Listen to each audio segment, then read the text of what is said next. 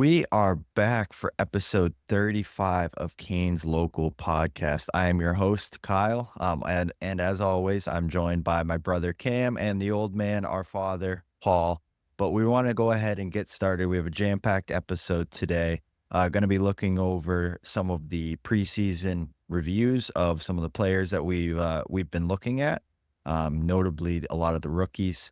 Going to talk a little bit about what we think the line combinations and defensive pairing should look like moving forward. But first things first, what we want to open with is the Carolina Hurricanes, Nashville Predators, and Tampa Bay Lightning all putting up money towards the Hurricane Helene Relief Fund for the victims in Asheville, Tampa, Nashville, or not Nashville area, but the Tennessee area, Eastern Tennessee, all getting absolutely devastated by this terrible storm. So I know Carolina posed a bare minimum ticket price for one of the preseason games with Nashville. They ended up selling out the arena, all the proceeds going to the Hurricane Helene Relief Fund, and that was right around $300,000. So good on Carolina, good on Nashville. I know Nashville held their own basically donation party where they ended up matching up to $25,000 from the organization as well. Same thing, Tampa holding their own donation party. So good to see the teams coming together and trying to make an impact into what ended up being a horrific storm for the Carolinas and Tennessee area in particular. I know Tampa got hit very hard as well too. So kudos to those guys, and hopefully the help's getting into the right hands. And if you guys want to help, I do know one of the best places to donate to is the American Red Cross right now. They're a big presence in that area. So they have their disaster relief fund in that area right now. So if you want to donate, feel free to go donate. I know on ABC 11 News's website, you can donate directly through there. But hopefully we can get everybody back Yeah, on their feet out there. And what a terrible, terrible event to happen for the Carolinas and for that Tennessee area. yeah, I know we have friends out there too, and I tell you, for those that are listening, I mean, pictures don't do it justice how bad it really is out there. So, all our hearts are with them, and so we just hope everything is okay, and anything you can do to help would be much appreciated. Yep. And like I said, I don't want to. It's always hard to transition out of this, but we do want to get to the rest of our show. Mhm. And like I said, I hope everybody gets the help that they need, and the families that have lost people. Our hearts go out to them. We never want to see anything like that happen, but we will move on. And we're gonna kind of move on right into the Carolina Hurricanes having a halfway decent preseason, especially in the regards of our rookies have been making an awfully big splash so far in preseason. I Yeah. think basically all four of them are leading us in points. The four main ones that we're going to be talking about are Jackson Blake, Unger Sorum, Scott Morrow, and Bradley Nadeau.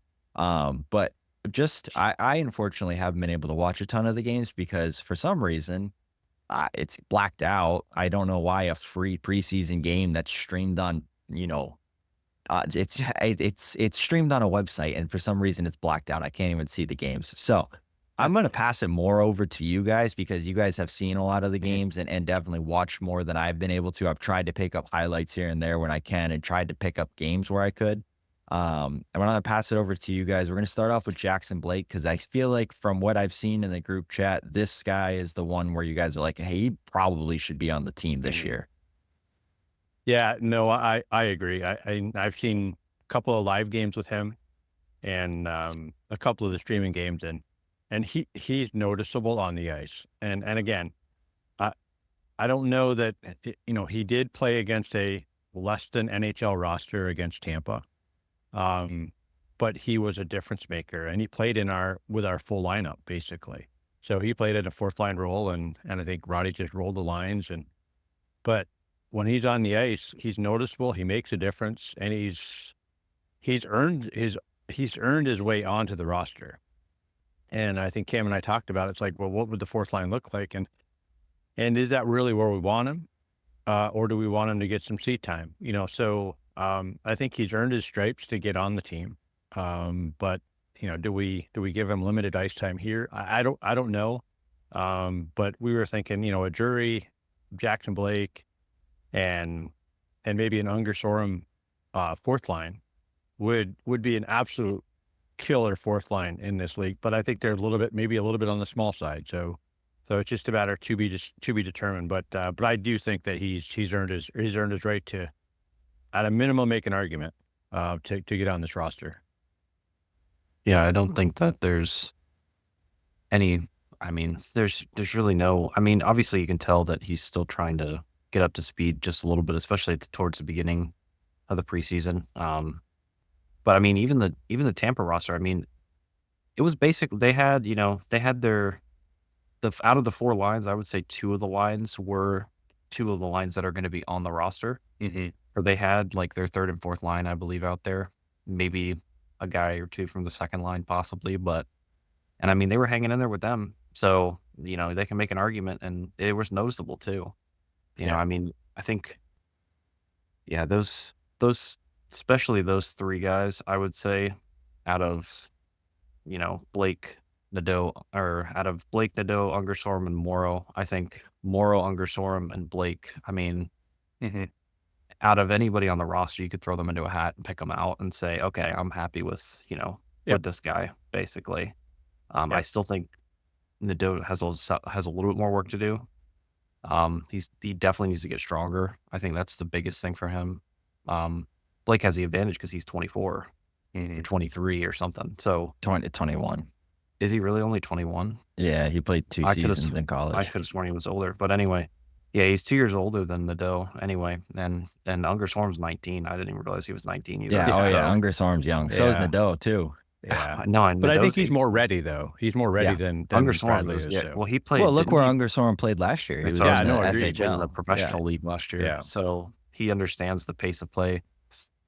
But I mean, if I'm gonna pick somebody, I guess to go onto the roster, I mean it's tough, man, because I think from a playmaking perspective, Unger Sorum literally Hmm. he's literally gonna take the place of Teravainen. Like Yep. he's gonna be that guy, Yep. and I you could see it. It's just so obvious. Well, Yep. But in that again, second Blake, Nashville game, he had a goal and 3 assists that that's game. what I Yeah. mean. Like, And Like, against a almost full Nashville roster. yeah, yeah, they that's lost, but he this was is what lighting I'm it up. No, it was and the this second Nashville game, I think. but Yeah. it's a good problem to have, that Yeah. Rod Yeah. has with the Yeah. lineup right now is,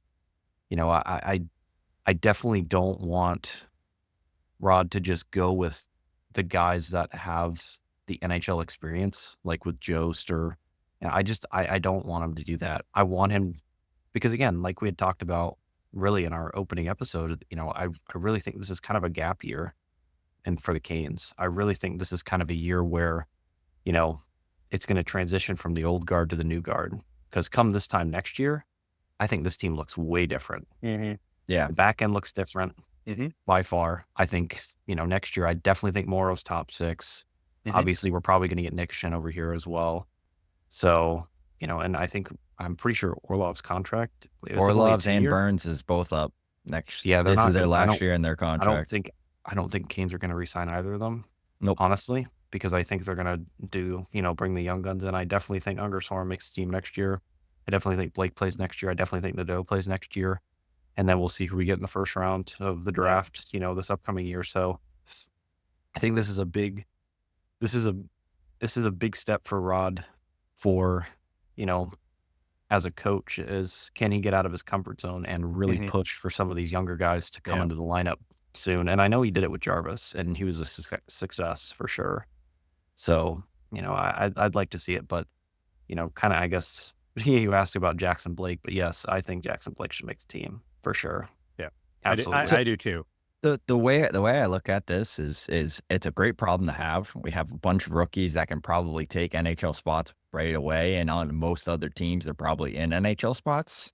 But it also kind of it's hard to throw them in there from and I agree with you guys from last week. It's hard to throw them in there if they're going to play a fourth line role.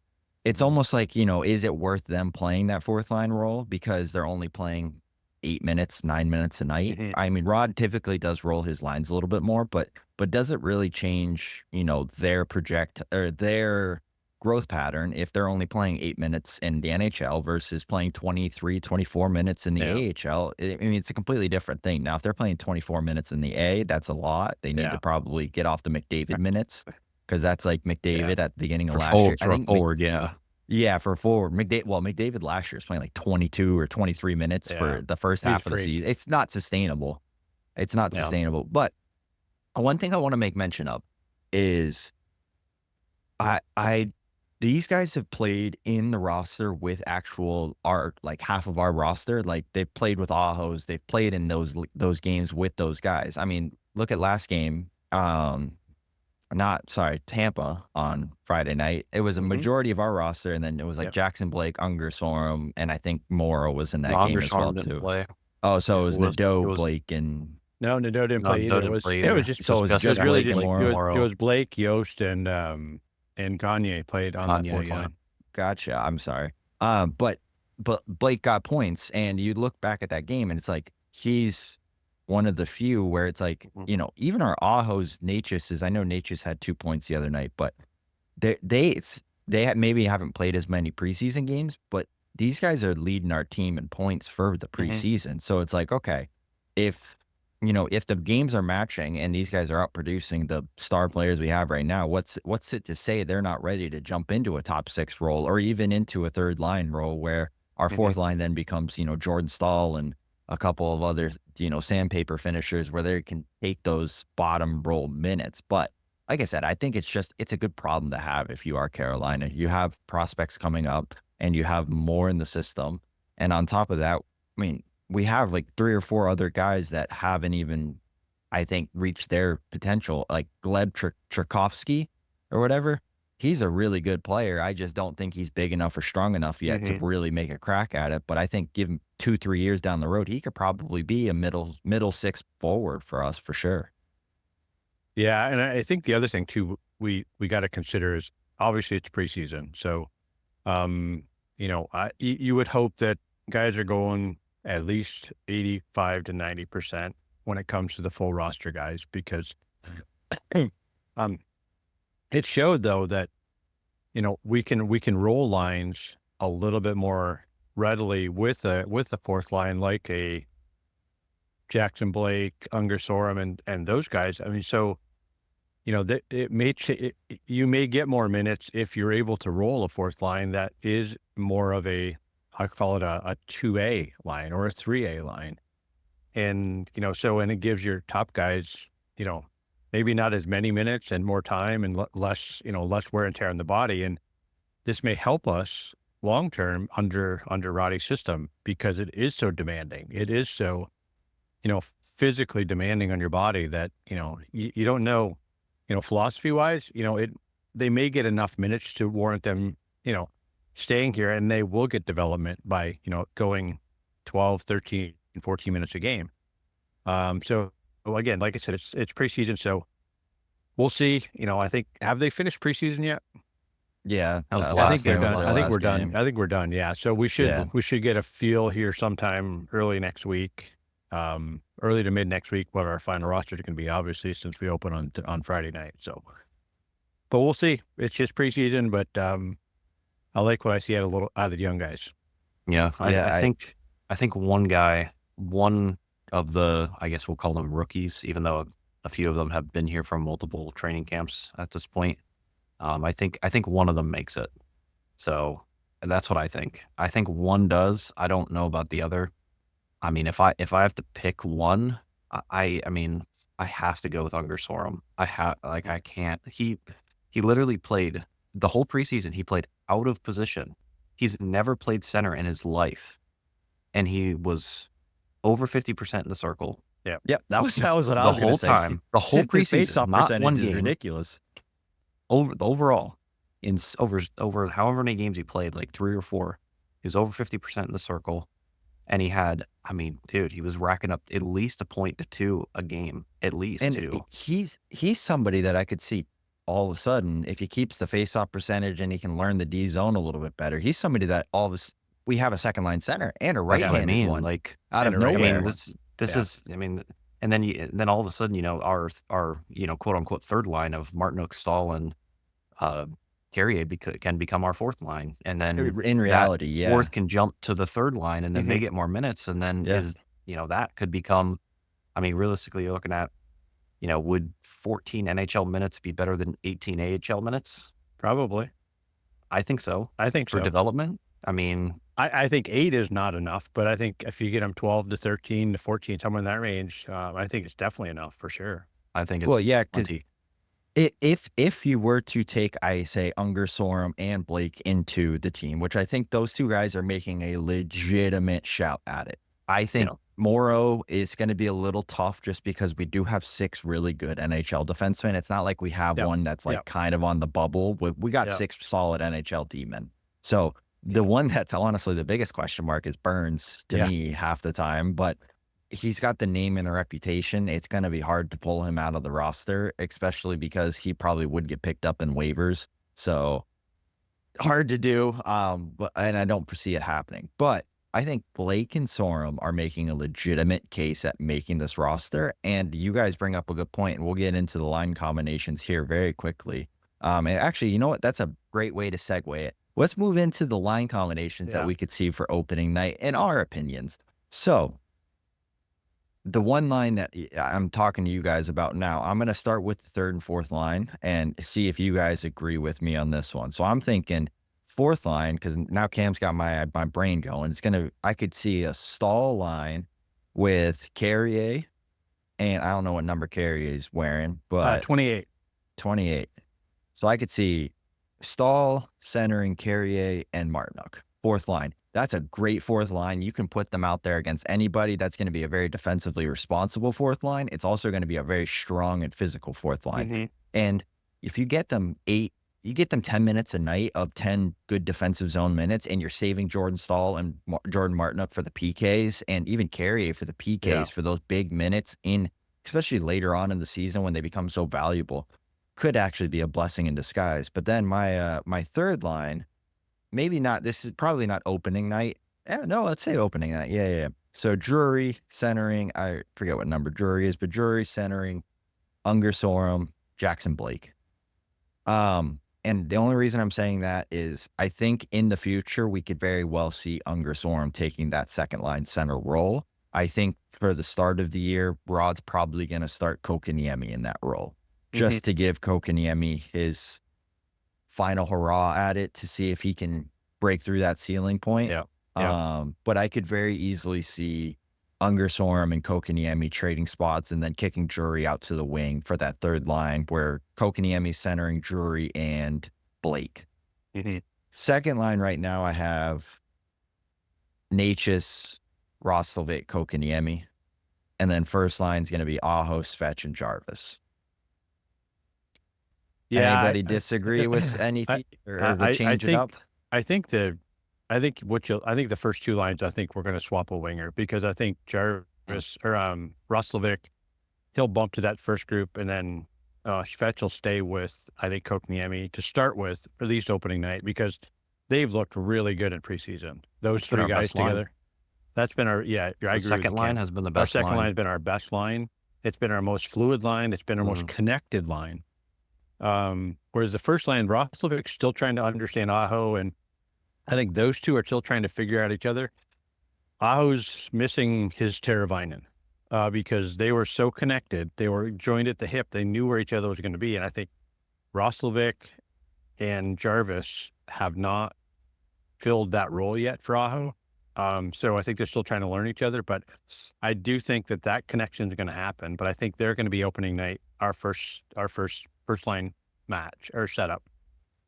The other two lines, I don't disagree. I think, it's really to be determined on whether or not Unger, Sorum and Jack Blake make the roster. I think that's going to be the biggest thing, and whether or not they're slotted in on a third line role or a fourth line role. But I do agree that they deserve the opportunity. It's just a matter of the minutes they're going to get, and will they develop with those minutes, and will to be determined. But you never know. You never know with Rod. Rod's sometimes very, very conservative.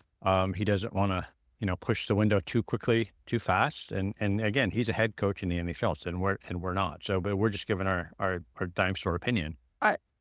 But I I agree, but do disagree at the agree. same I do time. agree that there needs to be a little bit of a push because we haven't been able to get over the hump in the last 7 odd years since he's been here. So we got to get over that hump and dispersing the minutes over a 4-line setup, a quality 4-line setup is better for us long term. I'll leave it at that.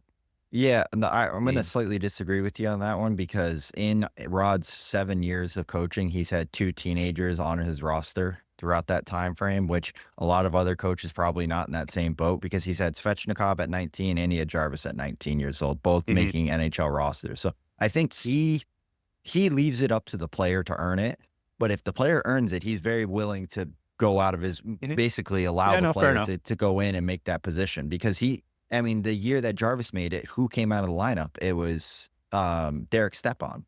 Derek Stepan was the one that got sat for Jarvis opening night. And it's like, okay, well, that's a bona fide NHL guy, which in our heads, we're like, oh, yeah, Rod's going to play the guy that's got, almost 1,000 games or over 1,000 games in the Mhm. NHL. He's, played on playoff games. No, he went with the young kid because the young kid earned it. So Mhm. if in my opinion, both these guys have both earned it, Jackson Blake and Unger Storm, I don't see a world where one of the two, if not both of them, are on our opening night roster.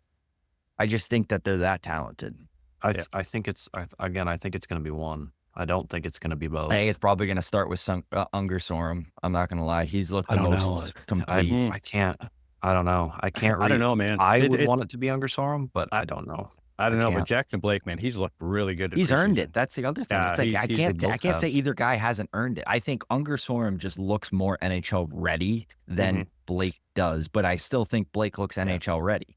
I still Yeah. think they both are NHL ready. I just think Unger has a little bit more experience in the department of he's Yeah. played Yeah. that physical pro game already. Well, I think too is you're looking at what role are they going to fill Correct. is the biggest question for me. You know, Blake reminds me of Jarvis. Like he Yep. plays like Jarvis. That's I think that's how he kind of wants to model his game, or at least how I would want to I would model take a his game second if I was Jarvis. coaching him. Yeah, I'll Like take a I'd take a second second one Jarvis. for Yeah. sure, and I'm sure That's Blake fine. would be happy to, kind of model his game after him. But again, Unger Sorum is like, I mean, if you threw an 86 on his back, Yeah. you would think that's Teravainen half the Yeah. time. Like I'm serious. He is that. Yeah. His eyes are everywhere. He has. Yeah. He just Yep. always knows where guys are, and still the thing that blows my mind is he's literally never played center in his life. And then he Yeah. goes and plays center, gets thrown in at center against hybrid NHL, two-way NHL, AHL guys. Pro players. Pro players. Like Yeah, high-end pro pro players that could make an NHL roster on another team for sure. I mean, he And was he's winning over 50% faceoffs in the against circle. Forsberg. He was winning faceoffs That's what I against mean. Sorelli, Like, and so that's where I think if I'm looking at it as Rod, if I'm looking for, okay, what are we missing? Like, what do we actually need? Like Desperate for a right-handed center. Desperate. desperate for a right-handed center. Yeah. And he's shown he can play center. I mean, and he's shown that he can take the place of Teravainen. Out of the two, I really think it's going to be Ungersorm that makes the team. Out of the two, I truly believe that. Now, if it's Blake instead of Ungersorm, okay, I'm Yeah. okay with that. Yeah, like I'm okay with I that too. can't. What about to that point though? You're talking about filling a role though, Cam. What's the because he is, in my opinion, Unger Sorum is more of a playmaker than he is a shooter. So if you For put him sure. on a fourth line with Jack Drury and a Eric Robinson or Tyson Yost or any of those guys, you don't have a goal scoring threat on that line. I mean, don't get me wrong, Unger Sorum has an incredible shot, but he's like Teravainen. He doesn't use it as often. He's a as pass he first, probably. pass first mind. He's a pass first. He's a Teravainen mindset. So does he fit better in that fourth line role with a Jack Drury or a third line role with a Jack Drury, or does Jack Drury slot in somebody else and move somebody else around? Because I think that's the other question is what role does he fit? You bring up a really, really good point, because that's going to be the key is I think Jackson Blake fits that role better of a need on a third line with a Jack Drury at center than a Unger Sorum. Does Unger Sorum deserve to be in the lineup? Absolutely. But does he fit the role that's needed at this time? So I don't know. Well, we Yeah. were just talking about Aho's missing his Teravainen. That could be it. I agree. That's the guy. I agree. That's the guy. So So you throw that's where I'm. Roslovic on the third line. That's with where I'm Drury? going. Absolutely. You know, where do we Yeah. slot him in then? I'd So put he's got to Roslovic go on the somewhere. fourth, I think. I Well, mean, I mean, again, I if was- really like I'd the do some line crazy of stuff this year Stahl. if I was Rod. That's all I'm Yeah. saying. Like I would throw Burns fourth line winger. that's not a bad idea. Put But then Morrow we have in. so many forwards. Have Morrow in. Morrow in is Yep. one of the 60. Let him Play with Walker up Slavin. top. Yeah, or with Walker, whoever. Play I was Burns as thinking fourth Walker line. and Slavin would be a good Yeah. combo. Yeah, Well, play either or. But But play they do have, I Burns, think, I don't know if yeah. it was a PK2 or power play 2 or just a random power play. But, you know, Burns was in front of the net on a couple of power plays. So I'm telling you, man, he they're got drafted as a winger. they're looking that Like, direction. So they they must be listening to the podcast because Yeah, last year we told them, I but- said, at the playoffs, put Burns, park his rear end in front of the net. Yeah, I mean, you think, you know, if you're Brent Burns, you're towards, you know, the latter end of your career. You don't have, you know, the stamina you had 5-6 years ago. You throw him on a fourth line wing. You put him with Stahl and Martinook, and Mhm. that's a shutdown line for Stahl sure. and Carrier. Well, I Yeah. was going to throw Carrier up to a line with Drury and either Ungerstrom or Blake just to add some Oh, that's beef not a to the bad line, line. Yeah. actually. So you could have kind of a cycle game go for sure.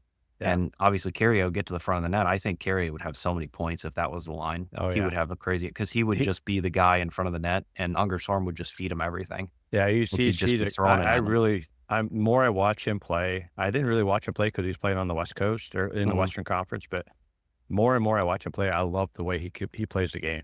Oh, he's a bull in a china shop. He He's is so good. He is so good. He is so good, and he's everywhere.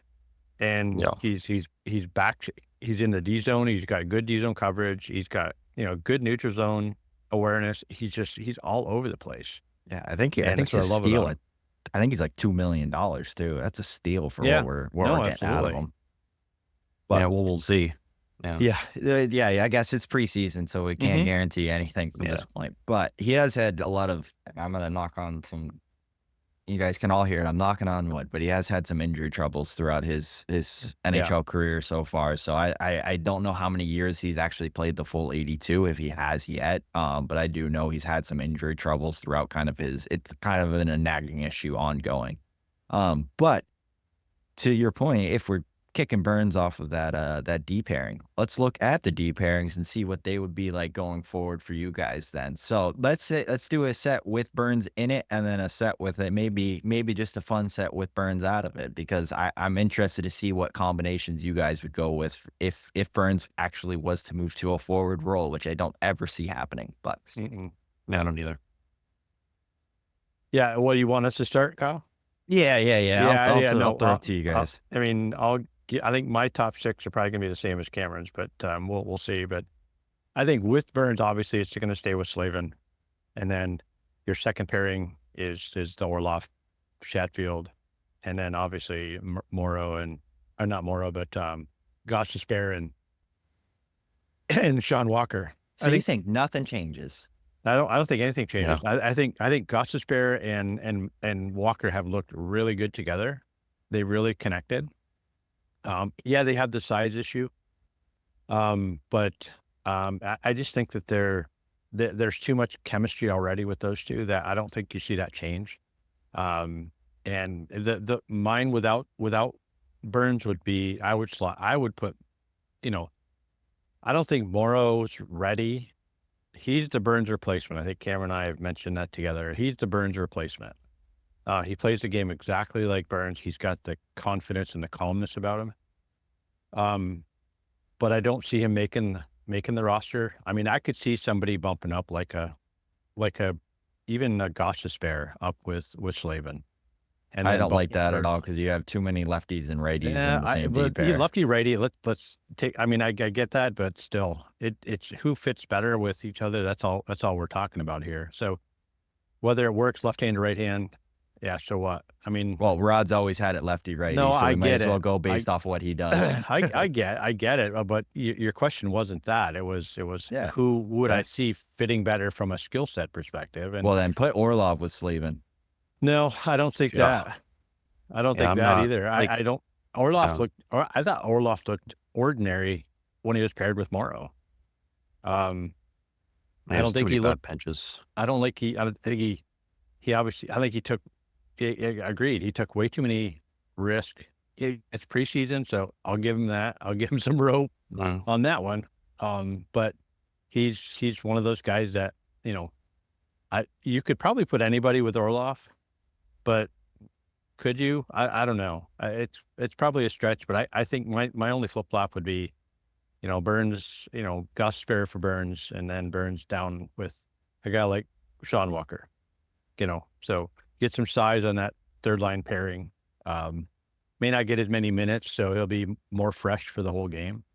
So that would be my only flip flop.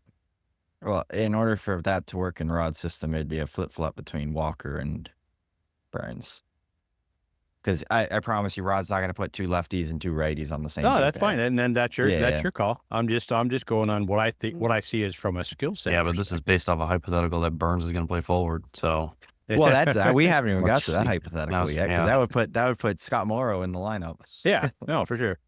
And if that'd be the case, then I see him on the top pairing. I do too. I see him with Slavin. Slavin. You have to play those two Yeah. together. You can't, because that's going to be the pairing for the next 4 or 5 years. Yeah. At least, if not 6. Like that's going to be the pairing. I think that you guys will be surprised that the pairing that ends up coming out of it 3 years from now is going to be Nikishin and Morrow together. Well, I do figure I don't that just out, you know. probably. Yeah, that's know? going to be our top pair in 2 years' time. It's going to be those two guys together. And then Slavin will be playing with probably Sean Walker at that point, because Sean Walker's on like a 5-year deal and Slavin's on a 6. Mhm. So that'll probably be the combo, because Chatfield maybe stays, but I don't see us keeping Orlov after this year. No, We I can't. don't think we'll be able to afford him. Honestly, Well, somebody else will pay him the money, but we won't. It depends, though, because he got $7 million after having a pretty good offensive year with the Bruins, and then he's coming off of an okay offensive year this year. I mean, if he doesn't have an improvement on last year in the offensive department, is somebody really going to pay him $7 million? I don't think so. Not a 32-year-old defenseman. You'd be surprised. You'd be surprised, though. Somebody that needs a top 4 defenseman. Yeah. I mean, you look at any of these seller any of those teams, West Coast yeah. teams. You got some guys out there that are desperate for a guy like Dmitry Orlov. Yeah, they're dying for crumbs, man. They're just like trying to grasp at Yeah. straws. They're like, hey, give me We're whatever you got. an abundance of riches here. So yeah, like please. That's fair. That's So- fair. Dying for crumbs. I like that one. But I would like to see the combination of, and I think this would actually be an interesting one. It's just flip flopping. I'd keep Burns with Slavin. Just let that slide. That's fine. Whatever.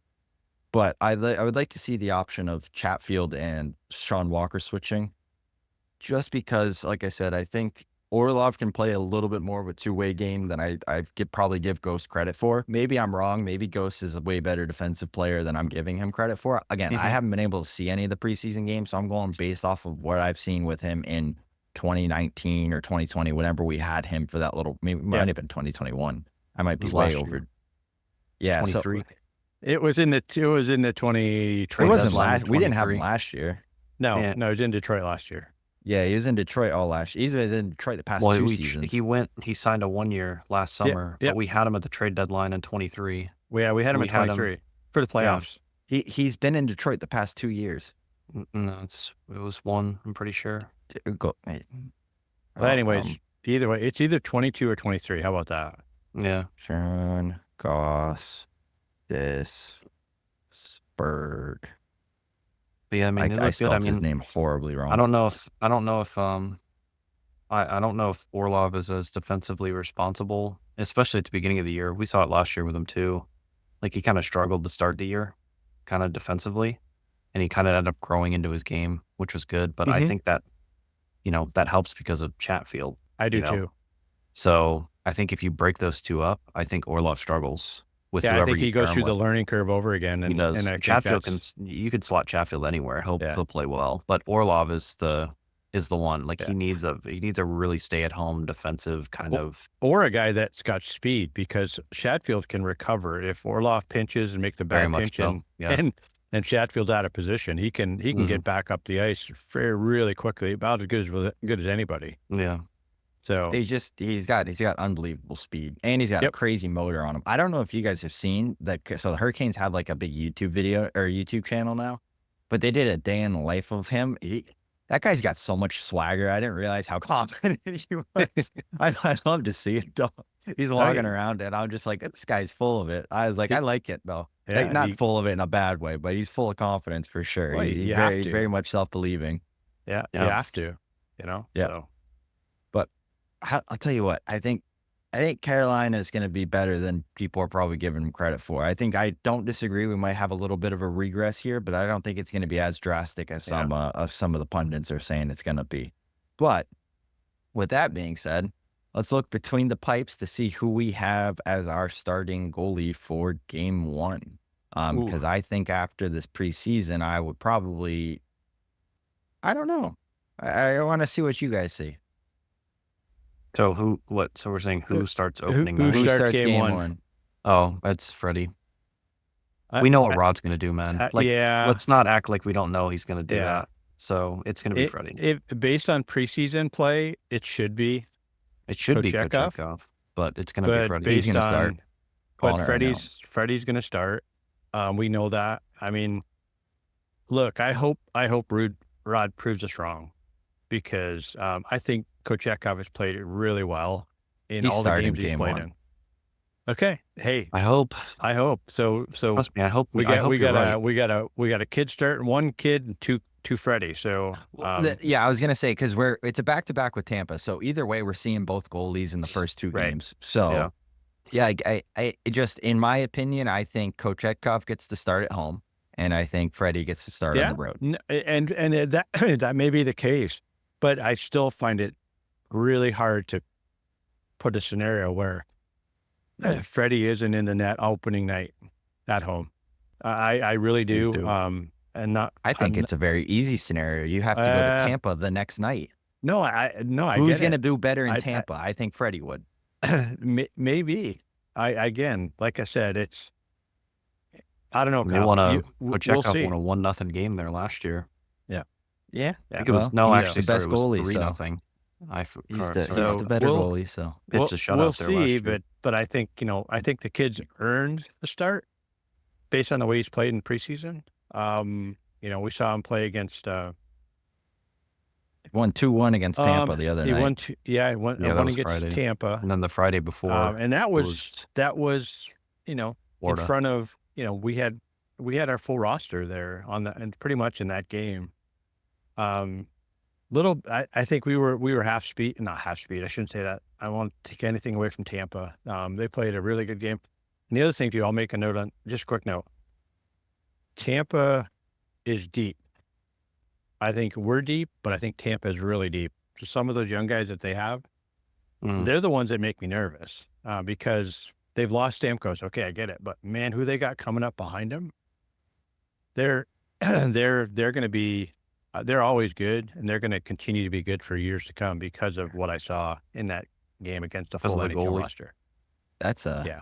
The goaltending's really, bold- they have really good goaltending. as outside of well. the I mean, goaltending, because they have one of the better goaltending prospect pools. They're ranked like 28th or something in their prospect pool. Like the NHL pundits don't have them having any good prospects. Well, they didn't watch the game that I watched. So The 2-1 I game. agree.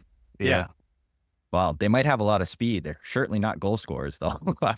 well, Let's do it that way. fair enough. But Well, I neither think of the Canes. We only scored 2. Yeah, and we it was only just 'cause scored it was 2, and we had to overtime. go to overtime to get it with a full damn NHL roster. So Yeah, and we've Um, had problems scoring goals. That's not nothing new.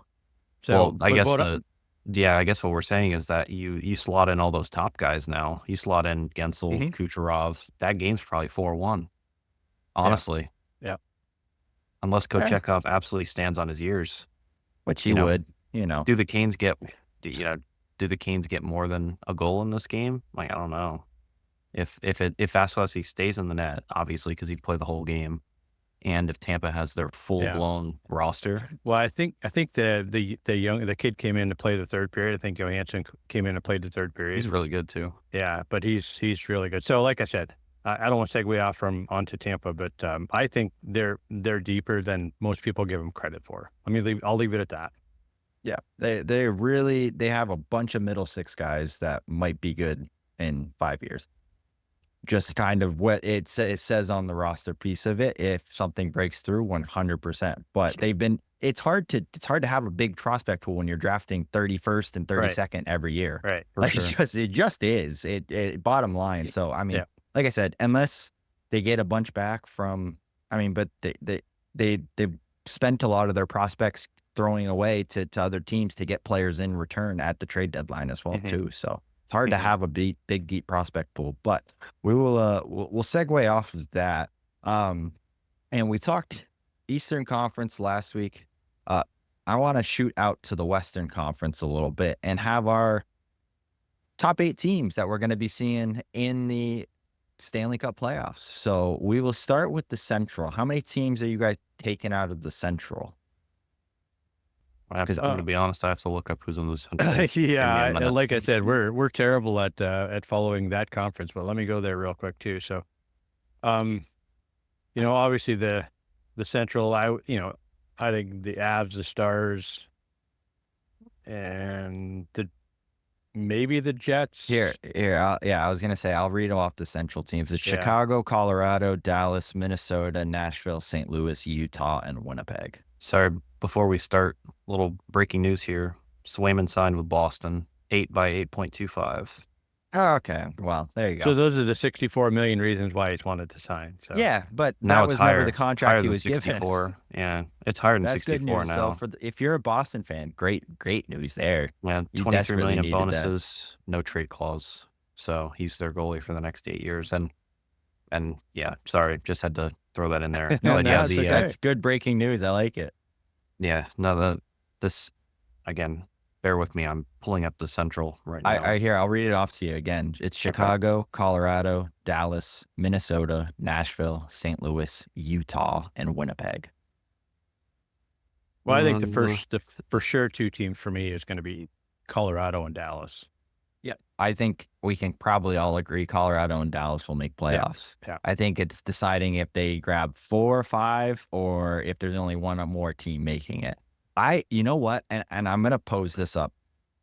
I think the one team is going to surprise a lot of people. They got better in the offseason. They finally have a fan base that actually cares about them. They're not going to be playing in front of a college barn. I think this Utah Hockey Club team is actually going to put together a season. They pick up Sergachev, which is a great ad because the one thing Arizona last year was desperate for was a true number 1 defenseman. And I think Sergachev can be that. He never really got that opportunity in Tampa because he was behind Victor Hedman the whole time.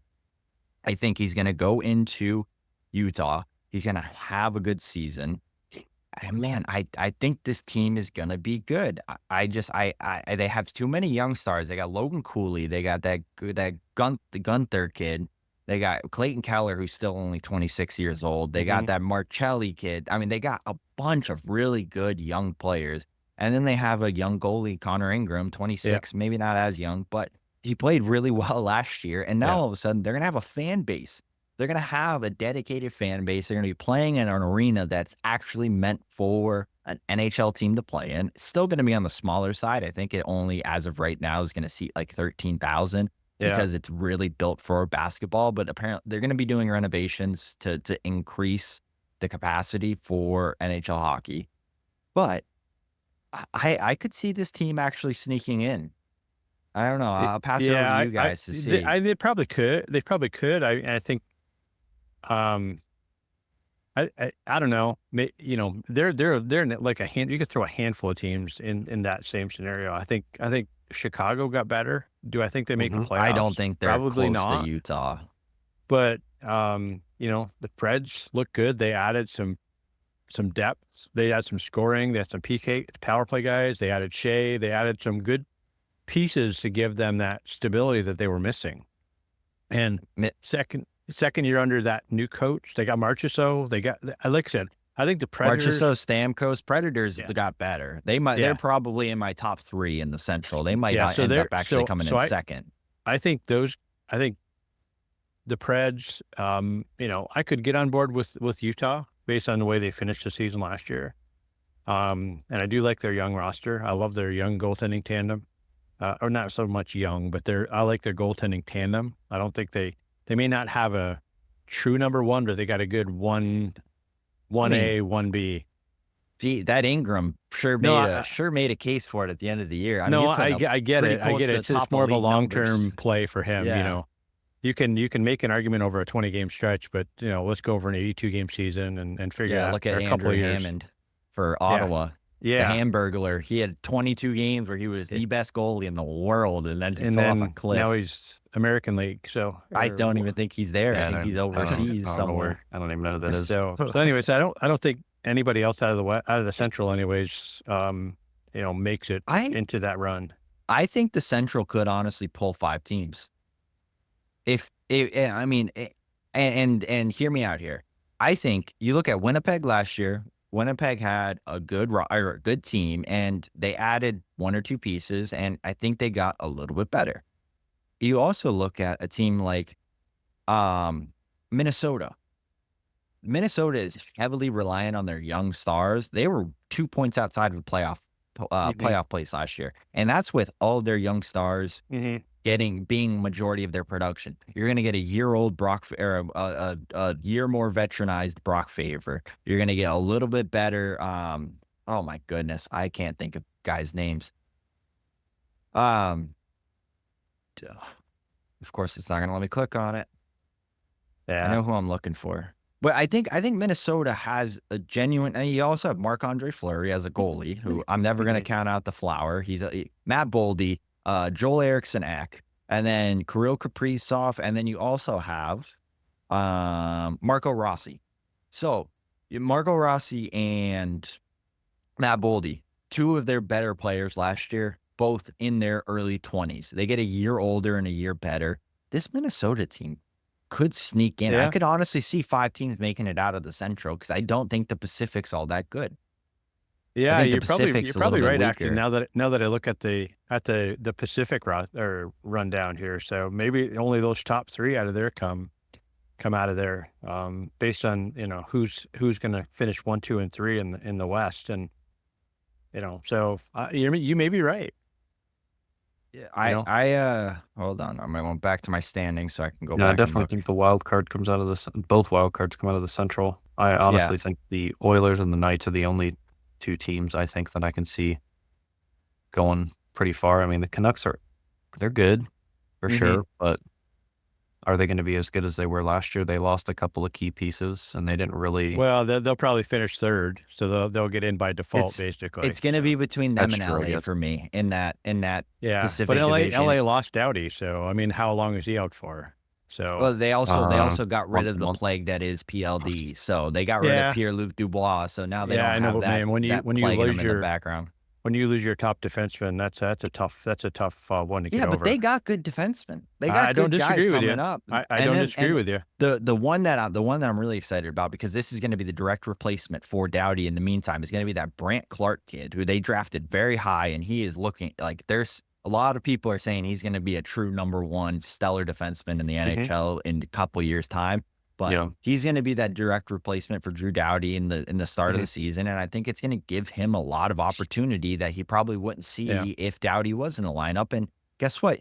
You get a young defenseman. Look at Brock Faber last year. You get a young defenseman having to play top line minutes early in a season, and they get a little bit of confidence. And this is a double-edged sword because it can go one of 2 ways.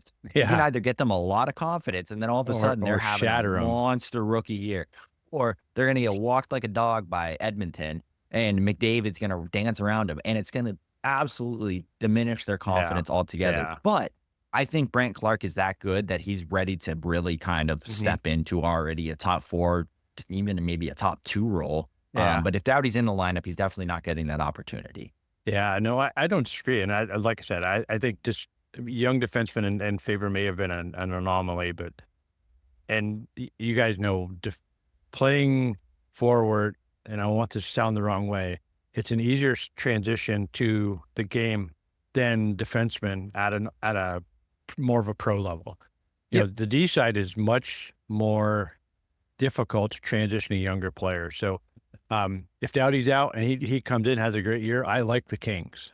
Yep. But if he doesn't, if he doesn't come in and the transition has a terrible year, then I think the Kings miss the playoffs. Yeah. But That's why I think it's going to come down. What I see happening is I see the 5 central teams are basically the 2 wildcard teams. Sorry. I think there's going to be 3 wildcard teams out of the central that are all going to be fighting for a spot in that wildcard race. Yep.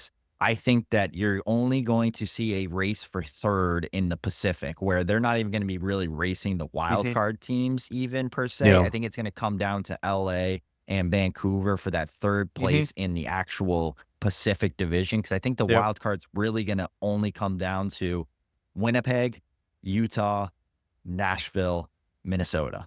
I think Yeah. between those 4 teams, throw a blanket over them. I think one's going to be the third place team in the I agree. division, and 2 are going to be the wild card teams. So throw a blanket over those guys. That's where your wild card mix is going to come in. And I think really it's going to be between LA and Vancouver to even kind of make up that third place in the Pacific division. I think Edmonton's probably winning the division, and maybe Vegas.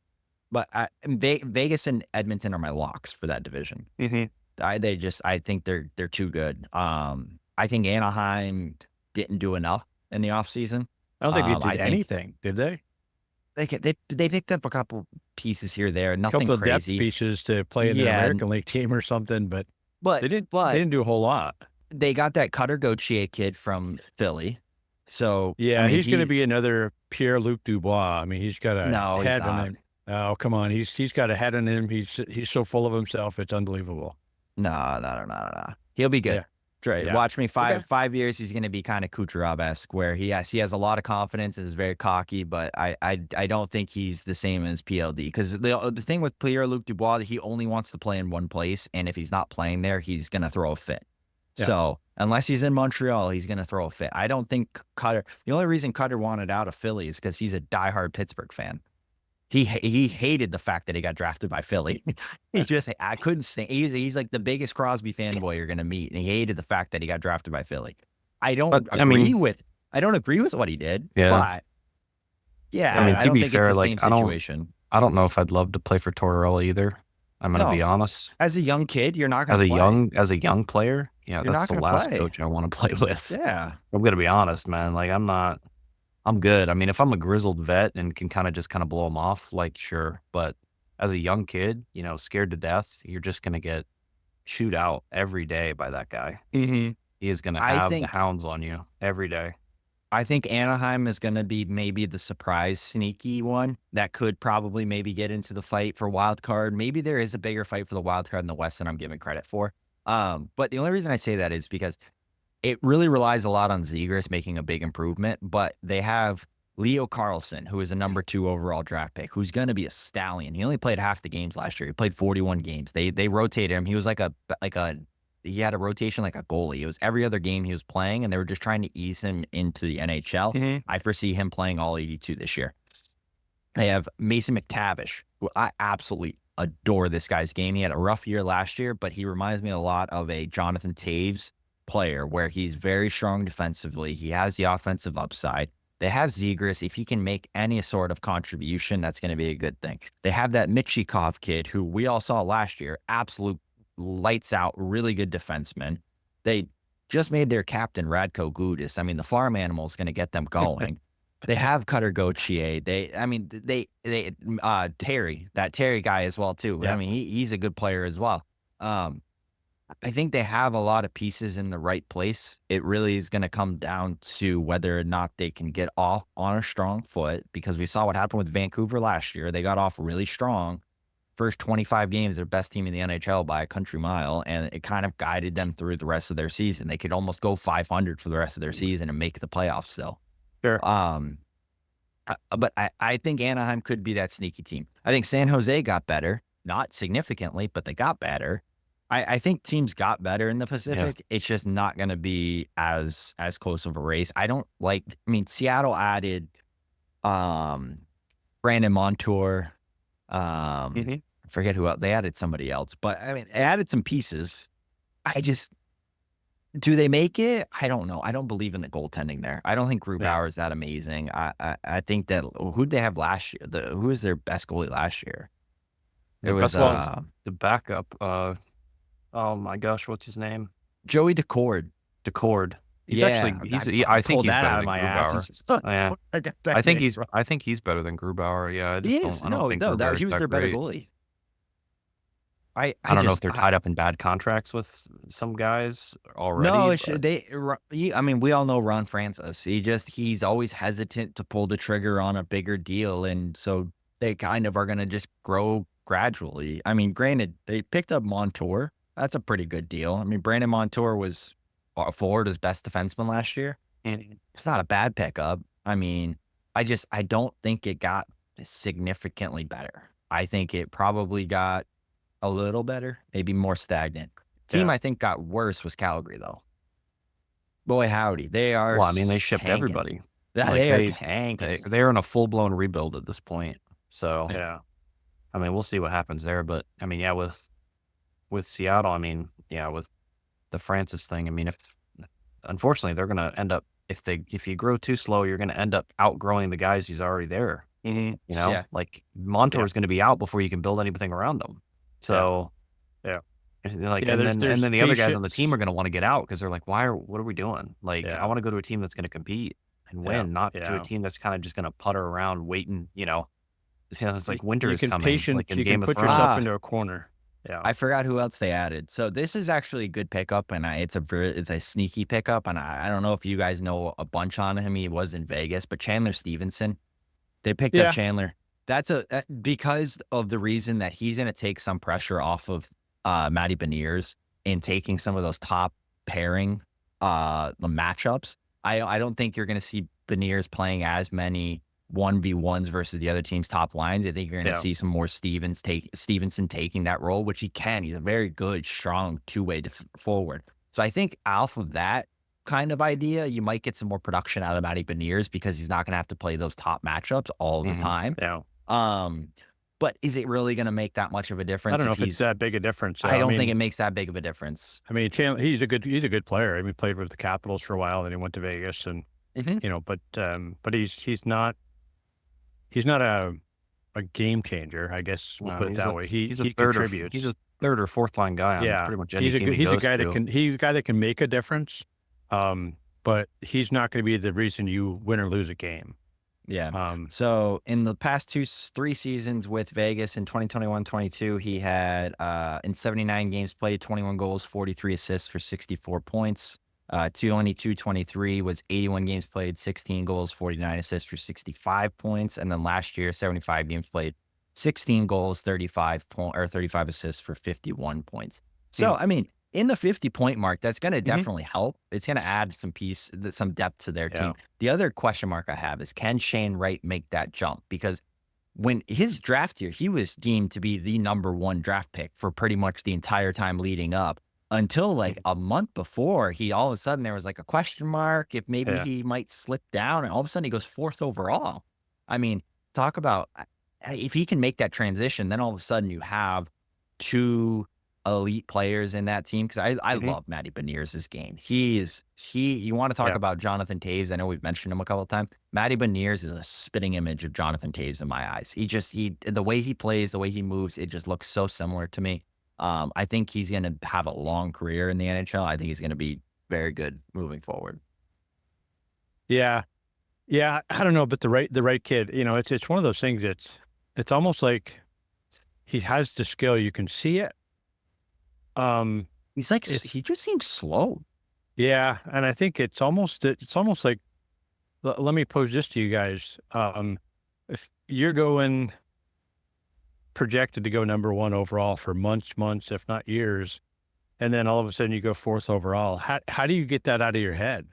And does that affect his ability to produce, do the work? Granted, he went 4th overall, not first, but still, does that come into play? I mean, does it make a difference? For him, is still believes he was the number 1 pick, and is it is that playing the major factor, or is it just that he is truly not the number 1 pick? Well, let me preface this with the number one pick that year was Slavkovsky. So are you picking Slavkovsky? Or are you picking Wright? I don't think Montreal had a bad pick. I think Slavkovsky's going to be a tremendous player. He showed Oh, it I last agree. year. I But agree. I think it really depends on the kid because some people, I think if Sidney Crosby for some reason fell from first to fourth, I think that would put the biggest chip on his shoulder to Oh, where I he's going to agree. go out. I think he'd have more points than he does right now. Somehow, some way, he'd have better production if he had that chip on his shoulder where he He wouldn't wasn't have the gone to first. fourth. Carolina would have picked him second. But yeah, I see your Like point. that would have been Oh my beautiful. goodness, But I would have. we were Man, so imagine. close, so Well, close. to be fair, he probably would have bounced. I don't. Carolina wouldn't have paid him anyway. Moving on. Sorry, I He digress. always made his 8.7 million his whole Yeah, he was career. never high. He never really paid a lot, quite Yeah, No, but honestly. he's only you imagine his only Carmanos contract is paying eight point 8 million to some seven. guy? No, that's Come the on, issue. Is I like come on, Carmanos wouldn't have no. done it, but We're anyways, barely getting by. How much do they pay Stahl? I think I Stahl think made what? no, Stahl was making 9 because we had to pay somebody. We everyone else was making That's true, I guess. $750,000. You had to make at least a minimum He salary had to, cap. he had to, So he had to pay up to a minimum salary. Yeah. you had to Yeah, pay up to a God. minimum. Anyway, we moving on with that. But I But think it yeah, really depends. It really depends on the kid. mhm, If to me it seems like it could for possibly for Shane Wright. I don't know, and I don't want to pass judgment on him too early. He's only had 1 season, maybe 2 seasons. I actually know that last year was the second season. But look at Alex Lafreniere, first overall pick. yeah, His first 4 seasons, we were all saying he's a bust. He looks Yeah. terrible. Like who the heck? Maybe first Yeah. 3 seasons. Sorry, but he looked terrible. Look at last year. All of a sudden, he has a breakout year. So I don't want to count it out too early, but Yeah. I think for some players, 100%, if you go from being the unanimous first overall pick to then all of a sudden dropping to fourth, you mhm, saw it on his face on draft day. He sure. looked pissed. He looked bullshit that he got drafted fourth Yeah. overall. But if you're, Kobe Bryant, you're probably putting up 75 points in the first Mhm, game.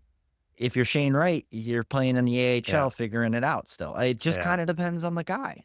Yeah, no, it really does. And this is kind of really off topic, but I don't know if you guys have watched it or not before, but the whole story with like a guy like David Beckham, even with the way his story of how absolutely the country despised him because of certain issues, and he just persevered through there. Yeah. I think if a kid's got enough talent and he's got enough work, he should just say, screw it. I don't care what anybody says. I'm going to prove to them wrong that I was the number one pick, and this is how I'm going to do it. And I think rather if he figures that out, and I 100% agree. I think your Alex Lafreniere comparison is absolutely perfect because he had a similar entry into the NHL, He was the and first overall yeah, pick. Yeah. but he had the same, he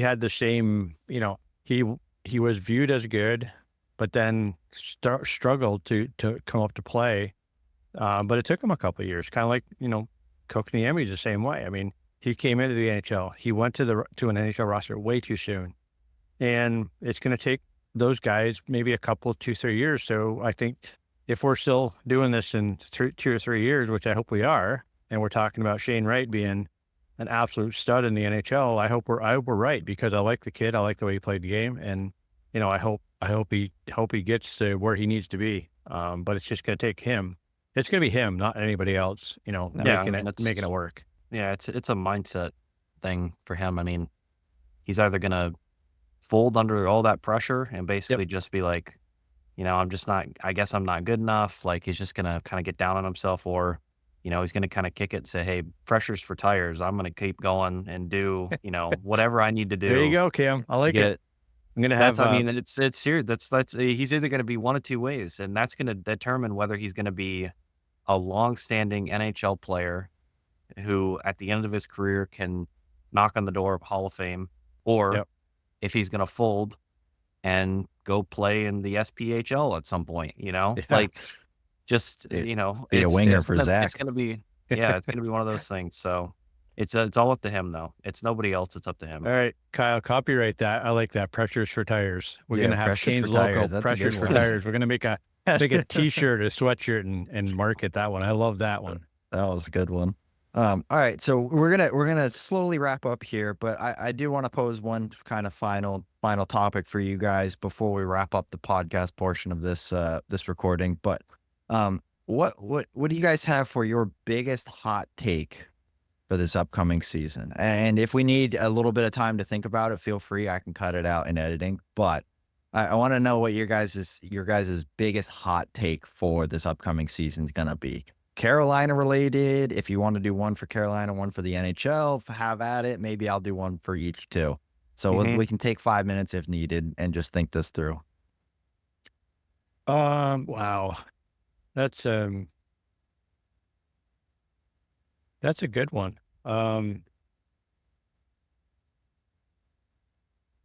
I think for Carolina, I think it really comes down to, the young kid, one of the young kids making the roster. I think, maybe that's not a hot take.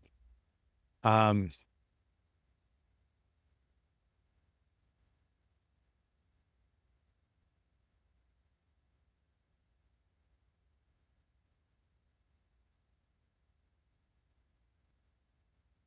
I'm writing them down real No, quick and then I'll.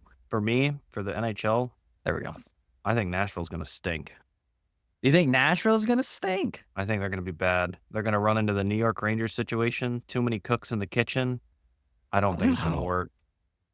That is a don't. bold take. I'm not gonna lie, because a Especially, lot of people I around think, this still have them I think finishing real especially well. this first season, the first season is going to be a struggle for them. I really do.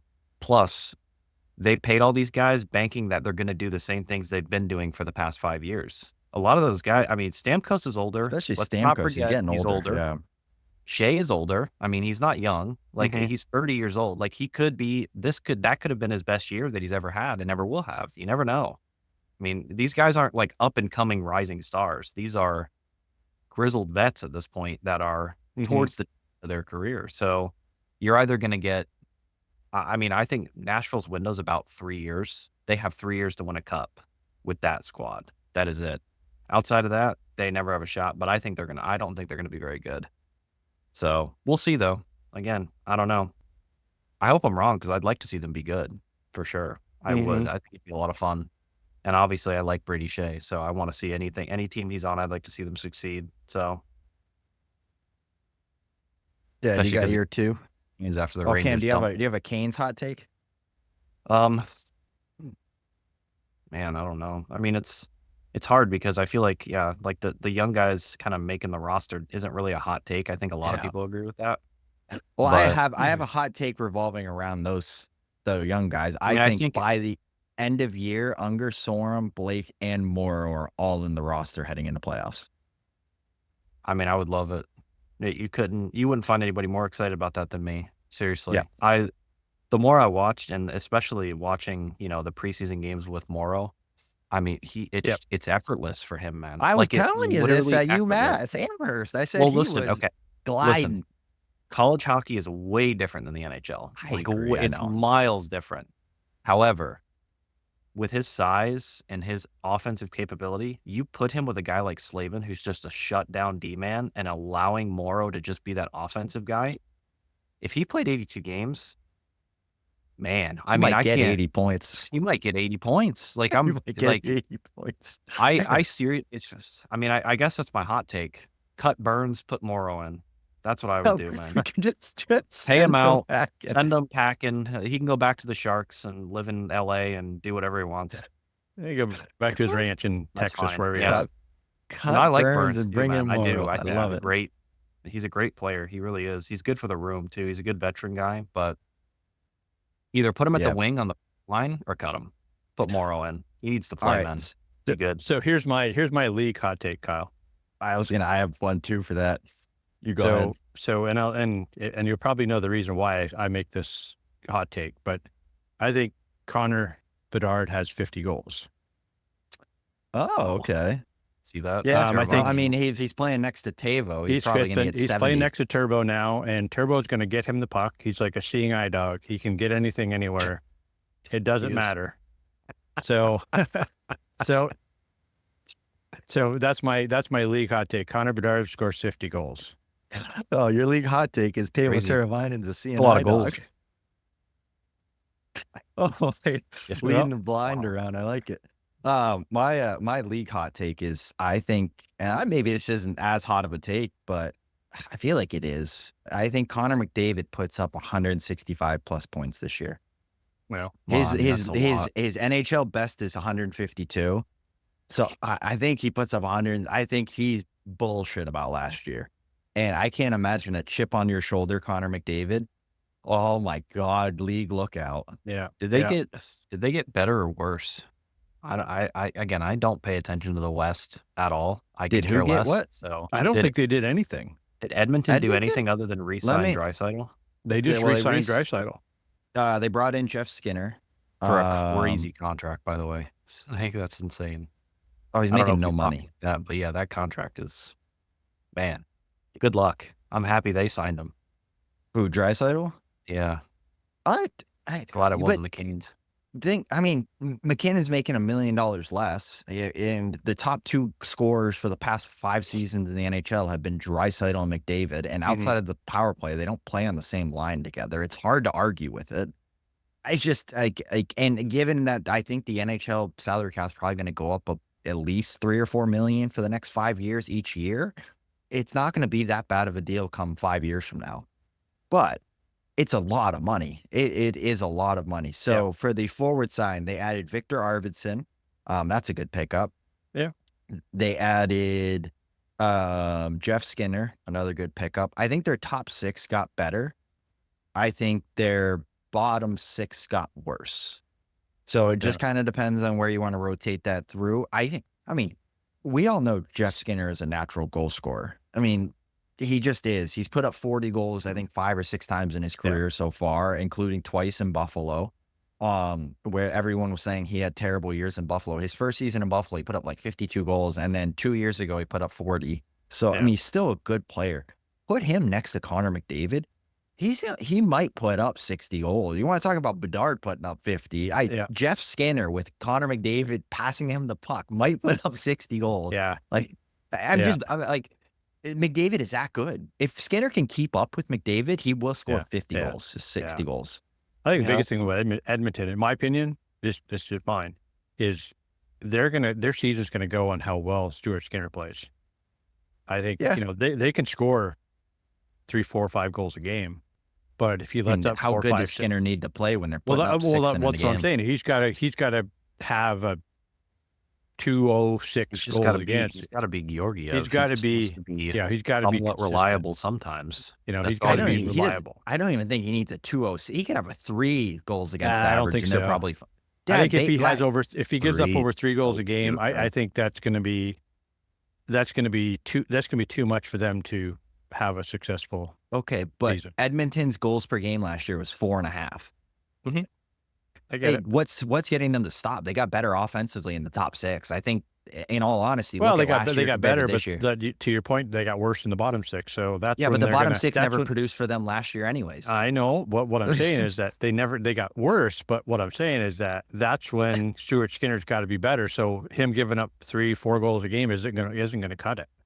I I mean, I believe in Stuart Skinner, man. After the playoff I do run that too. I saw, So I think he's I do too. I'm I not saying think I disbelieve in him. I'm just saying that yeah, no, he still has to it's gonna hinge on how well he plays. Period. I think. I would Well, have I rather think them paid Stuart Skinner quite a bit of money than Draisaitl. man, what's Draisaitl your was a ghost. He's always a ghost in the playoffs. a complete ghost and he had 42 points last year in playoffs. He didn't A in the ghost. in the cup final. He had how many points did he have in the cup final? Okay, maybe the cup final was a little bit lower he had than 1 typical, point. but again, Man, so his pressure he had tired or 41 what? points in the first 3 rounds of Telling playoffs. you, man, I wouldn't pay him that much for. I wouldn't listen. But that's and that's part of the. I mean, they're running into the same situation. I think this is like a kind of a syndrome with these Canadian teams. Is they just feel the need that they have to just blow the absolute bag on somebody. Yep. Like Well, they it's just have to pay these guys. And I get it. It's the Canadian tax because they have such high tax rates up there. Like I get that, but man, I I'll don't put know, it to you this man. way. I think if they paid Draisaitl anything less, he's leaving Edmonton. Yeah, no, I don't disagree, and I think that'd be better for Edmonton and Draisaitl. I think it'd be don't better think for both so. sides, honestly. But hey, listen, if they win the cup and prove me wrong, so be it. No, Like, because the I issue just don't is care. the issue is I think if Draisaitl weren't to resign, I don't think they have a chance in hell of re-signing McDavid. You I think think? now that I they don't. I re-signed think McDavid's a Draisaitl, I think lifer. McDavid will He's re-sign kind of with like them. Crosby. Have you seen the? Oh, sorry, we're kind of bouncing all over the place here, but did you guys see the series on Amazon, the Face Off series? Did you guys No, I skip out haven't and watch watched No, it? I it haven't yet. seen it yet. No, I do Go want to take a watch peek that. at it. Go watch that, and you tell me if you think Connor McDavid's ever going to leave Edmonton. He wants a cup. I don't. He will leave Edmonton. I have no You doubt will in my not. mind. You will not. Dude, go Not watch it, now that man. they re-signed Draisaitl, 100%. He's not leaving No, Edmonton. no, no. Even without him, I'm telling you, just the way that how regimented he is, and how he is he's so meticulous about everything he does Yeah, every day about, and specifically with his routine and everything like that. I think him changing scenery would be so detrimental for what he can do as a player. He's so comfortable where he is in Edmonton. I don't think he would ever leave unless they Well, shipped him out and told him, "Hey, we're not going to pay you." Like if they gave him like a Tampa Stamkos contract offer, obviously he would leave. But I was I gonna, think, or they don't put pieces around him. If they just yeah. start letting the team around him well, fall okay. apart, he I would mean, be on if the it way out completely again. falls apart, But but you think, that's what I'm saying. You need Draisaitl in order to keep it together. but think about how many high-end players, like you could probably fill out your bottom six and give him some players up front for the amount they pay Draisaitl. That's kind of what Okay. I'm trying to say is I think they build a more well-rounded team without the Draisaitl contract. Okay, They're 100%. very top-heavy, which is fine. That's Carolina cool, has one of man. the best well-rounded teams in the NHL, and it hasn't gotten us to a cup final. You need superstars to get you there, For and sure, you they have definitely need the two of the best stars, superstars in the world. but every team that wins a cup, they have a team. Like they literally, the only team that is really the exception to that rule was really Colorado.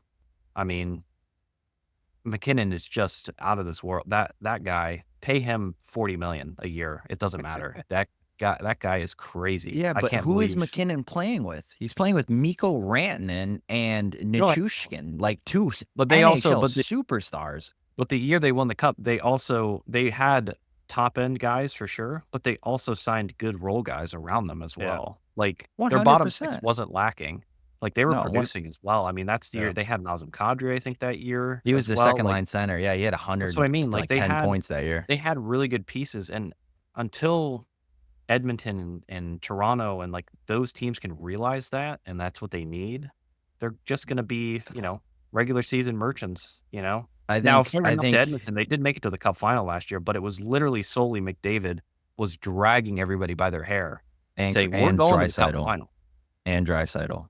You Well, can't have okay. 40 points in the first 3 rounds and not be dragging the team with you. I'm trying to think. Did he actually have 40 points in the I'll first look it up. 3? I know he's hold While on, you're doing that, Kyle, my thing on Edmonton and McDavid, he may want to stay in Edmonton, but here's the thing: we also thought Gretzky was going to stay in Edmonton too, and there's going to come a point when Edmonton is going to see the value in moving him somewhere for a shit ton of assets. And I think if they don't have success here in the next 2 to 3 years, even 4 years, I think you're going to see that a real discussion, not just a fantasy discussion, but I think you're going to see that as a real discussion on Mhm. whether or not Connor McDavid is still an Edmonton Oiler. And I think it comes down to a real business decision, not necessarily a heart decision, but a business decision. And I think There you go. that's going to be the real determination for, where Connor McDavid is, whether he wants to stay there or not. It's what's best for the Edmonton Oilers, not There you go. necessarily It's what's better for Connor McDavid. your NHL hot take. Yeah. McDavid's going to get traded. Next thing, yeah, there you go. Well, Yeah. that's like the same thing. And like I said, I'll segue back to the Netflix series that we watched on David Beckham.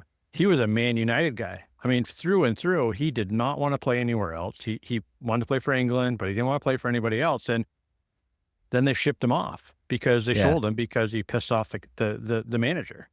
And So Only so that's bigger than the this thing team. that's the thing is a superstar is not always driving the ship is what I'm saying.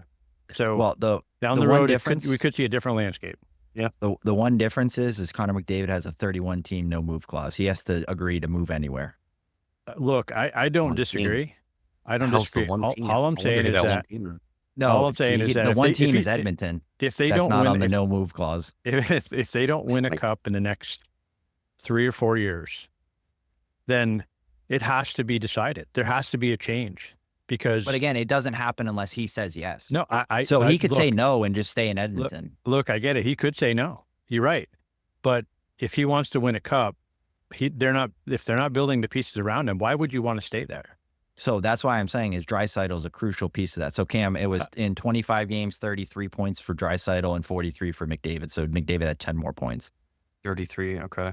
Where did he go in the final, man? Did he did he go into the covers? Like, where did he go? He hit on He the also after the playoffs, I'm pretty sure it came out that he had 2 broken ribs and a broken wrist as well too.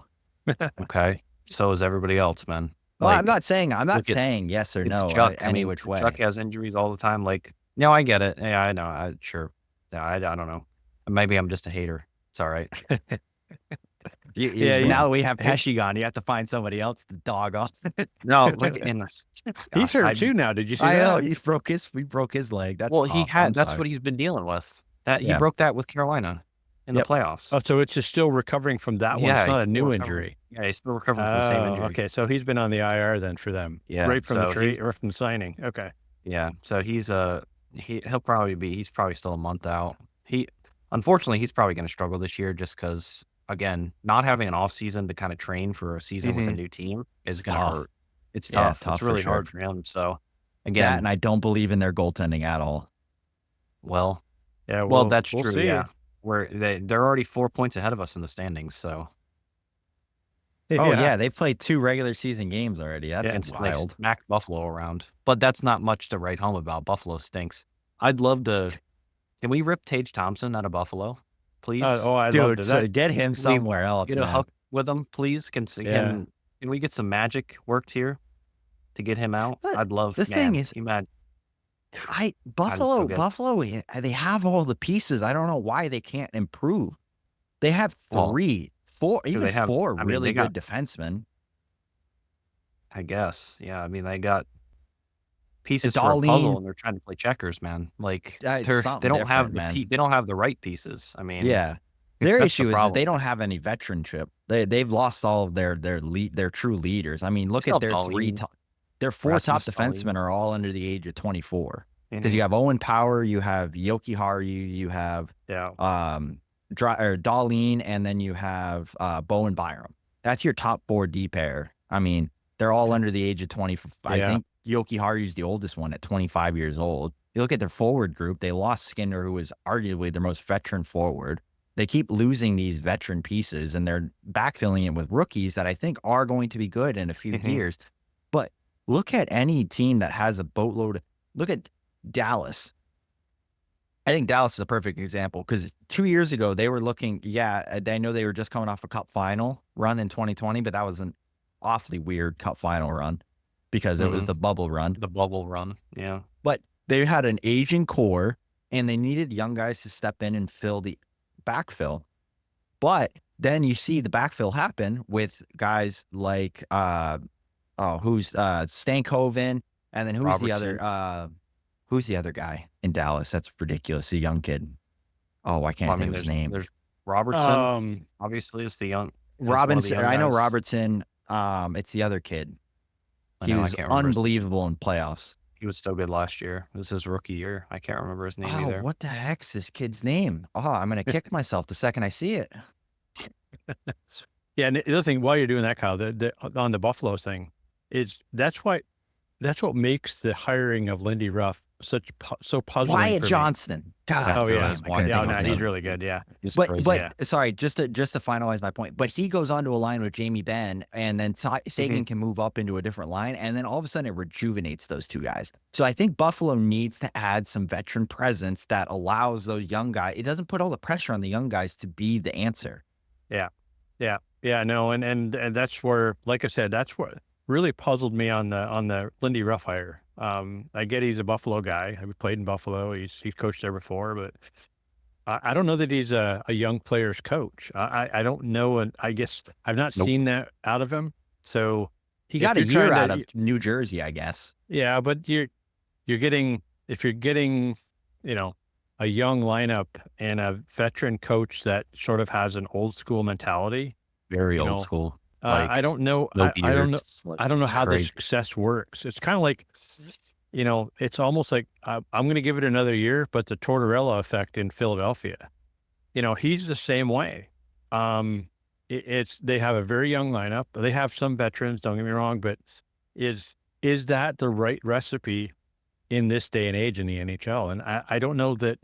I don't know that it is or it isn't, but it's not been all that successful. And I'm going to give Philadelphia a little bit of rope because they did lose Carter Hart, which was a big, big loss for them. A But much still, deserved loss, but yes. no, I get it. For sure. I do. And I'm not saying that it was a bad thing, that he's not playing now, but I'm just saying that was a big loss for their roster. And, but I think these old school coaches, it's a tough sell right now with some of the younger kids. And, and it's, you got to evolve. And I hope Buffalo gets better, because they didn't show it in the first two games. Yeah, they don't look good. But again, like you said, I mean, Lindy Ruff that's the last guy I would have picked to coach that team. Seriously. Like, I don't know. But again, I mean, you look at their owners, I mean, they've kind of just been, Pagulas stink.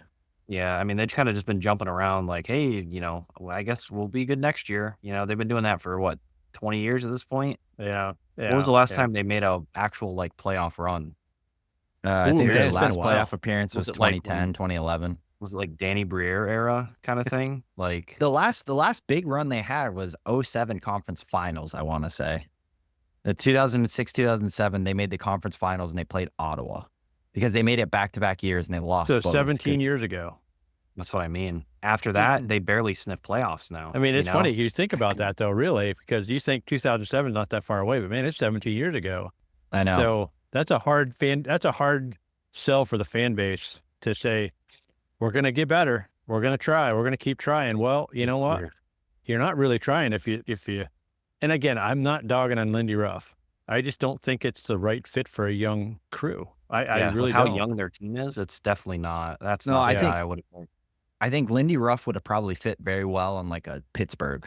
For sure. I think granted, I don't think shit Pittsburgh's well looking for a anywhere. new coach, but like a veteran group, I think Lindy Ruff could probably get a bunch out of. I don't disagree with you. I think the youth side of it, he's going to struggle a little bit with. Yeah. Now I don't want to go too much longer, so we are going to wrap it up right here. One last kind of final talking point. I want to say I think, and I forgot that they hired this guy, but I think Toronto might actually be halfway decent this year because of the man that's behind the bench now. We forgot to mention it last episode. Craig Berube. That's a big ad for Toronto, especially when you grab a guy like even like Brandon Tanev as well too. I mean, that you get a real good defensive top four guy. I really like that Joseph Wall kid. I think they might actually be halfway decent this year.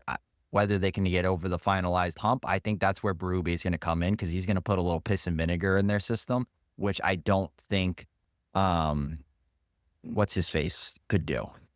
Oh yeah, I think- the coach that he's in. I think he's in New Jersey. New Jersey's now. coach now. What the heck's his name? I think Sheldon. so bad with names. Sheldon Keefe. Yeah, Sheldon Kiefer. Keefe. Yeah. He's definitely he's a player's coach for sure. Like he's definitely a player's coach. But again, the series we're talking about on Amazon Face-Offs, you go watch and they have Toronto in there because they followed Willie Nylander. So I mean, you can see he's I'd want to play for Sheldon Keefe for sure. He's a really good coach. I don't really, doubt he's really a great do. coach.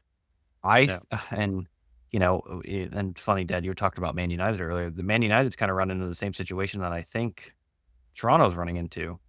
They have a lot of these really good players, but they can never seem to produce when it matters the most. Yeah. They just cannot get it done. They just can't get it done.